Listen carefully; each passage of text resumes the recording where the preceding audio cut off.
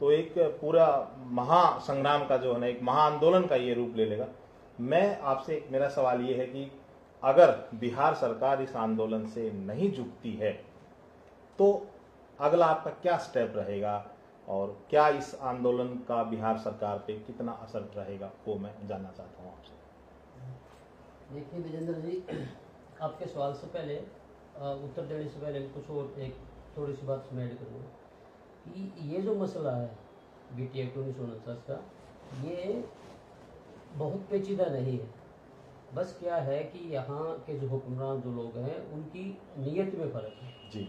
हमारी प्रेम्बल कहती है कि हम सेकुलर हैं, हम सभी धर्मों का सम्मान करते हैं। आर्टिकल 26 कहता है कि सभी धर्म स्वतंत्र रूप से अपनी संस्थाएं बना सकते हैं, अपने मंदिर भी बना सकते हैं और अपने अपने तरीके से पूजा उपासना कर सकते हैं।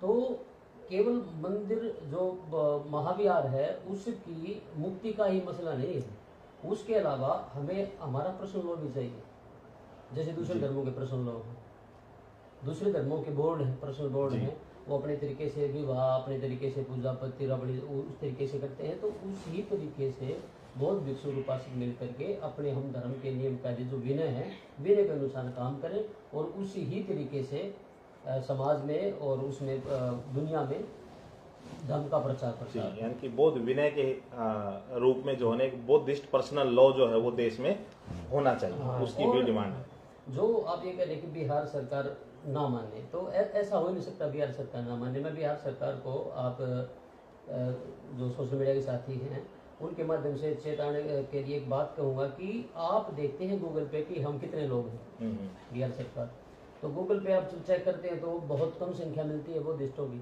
क्योंकि बौद्धिस्ट जो लोग हैं वो उनके कागज वागज बनवाते नहीं, बहुत सारे लोग नहीं बनवाते माइनॉरिटी का सर्टिफिकेट अपना।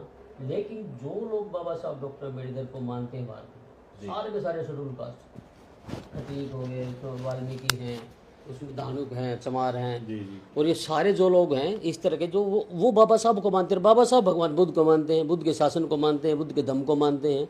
तो हमारी जो संख्या है वो बिहार सरकार और भारत सरकार भी कम ना आके, इसके अलावा जो बैकवर्ड क्लास के लोग हैं, तमाम प्रोफेसर से बैकवर्ड क्लास के जो बाबा साहब और बुद्ध की शिक्षाओं का प्रचार प्रसार करते हैं जी।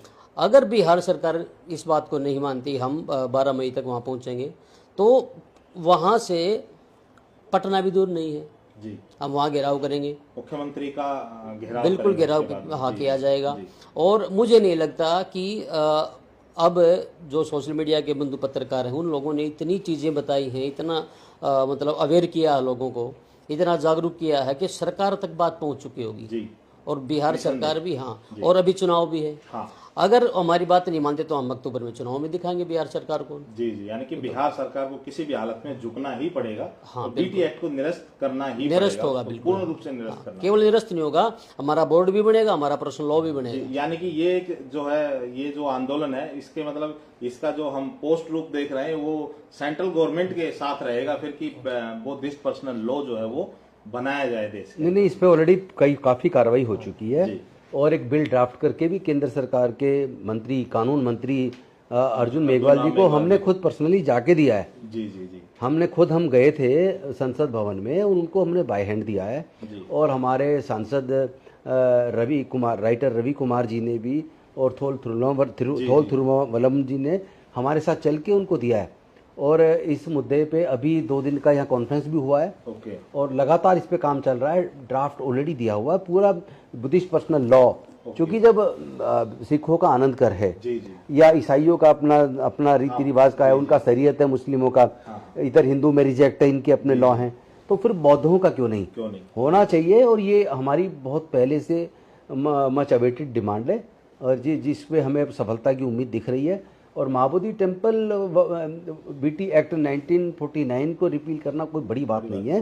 बिहार की सरकार की नीयत ठीक नहीं है, और उसकी नीयत ठीक हो तो 1 मिनट के अंदर वो ऑर्डिनेंस ला के पुराने को निरस्त कर सकती है और इसका पूर्ण संचालन बौद्धों को दे सकती है। और दूसरा मैं बता दूं, उनको देना ही पड़ेगा, उनके पास कोई ऑप्शन दूसरा नहीं है जी जी। राजेंद्र जी, इसमें जो है यानी कि पहली बात तो है कि सरकार की नीयत जो है वो साफ नहीं है। और दूसरा जो अभी बंटी जी ने एक बात कही थी, मैं आपसे पूछना चाहूंगा, आपसे इस बारे में जानना चाहूंगा कि विशेष मुद्दा जो है, जो धन जो है विदेशों से आ रहा है, क्योंकि बौद्ध के अनुयायी तो पूरे विश्व में है, तो जाहिर सी बात है कि पूरे विश्व से लोग आते हैं, तो वहां जो डोनेशन कंट्रीब्यूशन आता है वो पूरे विश्व से आता है। और वो लोग जो आते हैं वो इसलिए कंट्रीब्यूशन करते हैं वहां के कि यहाँ जो पैसा इकट्ठा या जो धन इकट्ठा हो रहा है वो बुद्ध के संदेश को फैलाने के लिए इस्तेमाल होना चाहिए, लेकिन वो बुद्ध के संदेश को फैलाने के लिए इस्तेमाल नहीं हो रहा, उसका इस्तेमाल गलत हो रहा है। देखिए, इसका अनफॉर्चुनेट पार्ट ये है कि वो पैसा अकाउंट में जाता है जी, मैनेजमेंट कमेटी उस अकाउंट को देखती है और वो खर्च करने का जो अधिकार है वो डीएम करता है। और वो जो जहां मुख्यमंत्री कहेगा वहां वो डोनेशन कर देते हैं, सरकार की किसी योजना में दे देते हैं। लेकिन बौद्ध धर्म के प्रचार प्रसार पे वहां कोई पैसा खर्च नहीं होता। पूरे देश से बुद्ध की में आस्था रखने वाले लोग जो आते हैं उनके लिए ठहरने की कोई व्यवस्था नहीं है। गुरुद्वारों में लोग आते लंगर खाते हैं, पूरे दुनिया से, पूरे देश से कोई भी चला जाए भोजन चलता रहता है। लेकिन महाबोधि टेम्पल पे जाके कोई किसी प्रकार के प्रसाद की भी व्यवस्था सरकार ने, एक तरह से पूरा जो मैनेजमेंट कमेटी ने कोई व्यवस्था नहीं की। कम से कम जो लोग आते हैं उनके लिए ठहरने के लिए कम से कम लॉज वगैरह कुछ उसी फंड से बना दी जाए जो फंड डोनेशन दिया जा रहा है। इतना फंड है, अरबों खरबों रुपए का फंड वहां पे वर्षों से आ रहा है। उस फंड से उनके लिए ठहरने की व्यवस्था होती, उनके लिए लगातार कोई कैंटीन होती, और नहीं तो सस्ती, आप मान लो फ्री नहीं कर सकते तो सस्ती कैंटीन होती। लोग तो देर छोटा खर्च करके भी कर लेंगे, उनके ठहरने के लिए सस्ते दर पे उनको ठहरने के लिए रूम मिल जाए। पूरे दुनिया से जहां लोग आते हैं, और फिर हमारे देश के प्रधानमंत्री तमाम लोग विदेश में जाके कहते हैं बुद्ध के देश से आए, हमने दुनिया को युद्ध नहीं बुद्ध दिया, और यहाँ पे बुद्ध के ही के नाम पे दिए गए चंदे का दुरुपयोग दूसरी जगह कर रही है, और सरकार कर रही है, सरकार कर रही है। सबसे शर्म की बात तो ये है।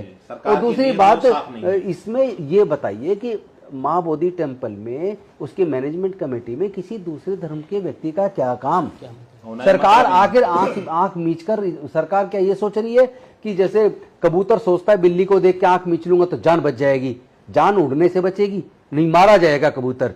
तो ये बिहार की सरकार हो या केंद्र की सरकार हो, अगर ये महाबोधि टेम्पल मुक्ति आंदोलन से आंख मिच रही है, या जो देश का मुख्य मीडिया है जो छोटे छोटे मसले पे हिंदू मुसलमान करवाता है, रोज डिबेट करवाता है, क्या वो उसकी आंखें बंद है? उसको दिख नहीं रहा कि महाबोधि महाविहार का इतना जेन्युइन मुद्दा, पूरे दुनिया से बौद्धों से जुड़ा मुद्दा, उसमें लगातार आंदोलन पूरे देश में चल रहे हैं, और एक लाइन किसी अखबार टीवी में नहीं है, केवल आपके सोशल मीडिया के माध्यम से, बहुजन मीडिया के माध्यम से लोग जा रही है। मैं तो पूरे देश के लोगों से, अनुसूचित जाति, जनजाति, पिछड़े वर्ग और अल्पसंख्यक समाज के लोगों से निवेदन करना चाहूंगा, इन मुख्य मीडिया चैनल को देखना बिल्कुल बंद कर दो। अपने बहुजन मीडिया चैनल्स को आप मदद, आर्थिक मदद भी कीजिए, ज्यादा से ज्यादा उसको देखो, शेयर करो, इसको प्रमोट करो, क्योंकि इसी के माध्यम से हमारे जो लोग, जो वंचित वर्ग के लोग हैं, उनकी आवाज, उनकी जायज मांग की आवाजें जनता तक पहुंच पा रही हैं। उसको सहयोग कीजिए, उनका बायकॉट कीजिए। और मैं बिहार की सरकार को चेता देना चाहता हूं, ये जो आने वाले चुनाव है, यही चुनाव आपको सबक सिखा देगा। ये वोट की चोट से भी हम आपको जवाब देंगे। अभी हाथ जोड़ के काम चला रहे हैं, हम हाथ जोड़ने से आप नहीं मानेंगे, हाथ मरोड़ के भी हम काम चलाना जानते, हम करेंगे इस काम को। देखिए, मैं अपनी बात को पूरी करता हूँ कि जो मुख्यमंत्री है बिहार के, वो शाक्य कुल से आते हैं। अगर वो हमारे महाविहार को मुक्त करते हैं और बीटी एक्ट को निरस्त करते हैं, तो वो सम्राट अशोक वाला काम करेंगे, वो असल शाक्य सिंह होंगे। और अगर वो उस तरह का नहीं करते, अमर हो जाएंगे, अमर हो जाएंगे बिल्कुल, हाँ, सम्राट अशोक की तरह ही अमर, वरना मुख्यमंत्री बोलते हैं कोई नाम भी नहीं जानता। और अगर वैसा नहीं करते तो आप जैसे जो पत्रकार बंधु हैं, ये साथी सोशल मीडिया के, हमारे नायक हैं, मंत्री जी हैं, और संघ नायक हमारे सेनापति, युवा विनाचार्य जैसे लोग, ये अक्टूबर में 14 अक्टूबर तक इस सरकार के ताबूत में अंतिम कील ठोक देंगे, बंद कर देंगे इसको। घर वापसी बहुत बड़े पैमाने पर होने वाली है। पूरे देश के SC ST OBC के लोग वापस अपने बुजुर्गों की सांस्कृतिक विरासत में बहुत तेजी से आ रहे हैं।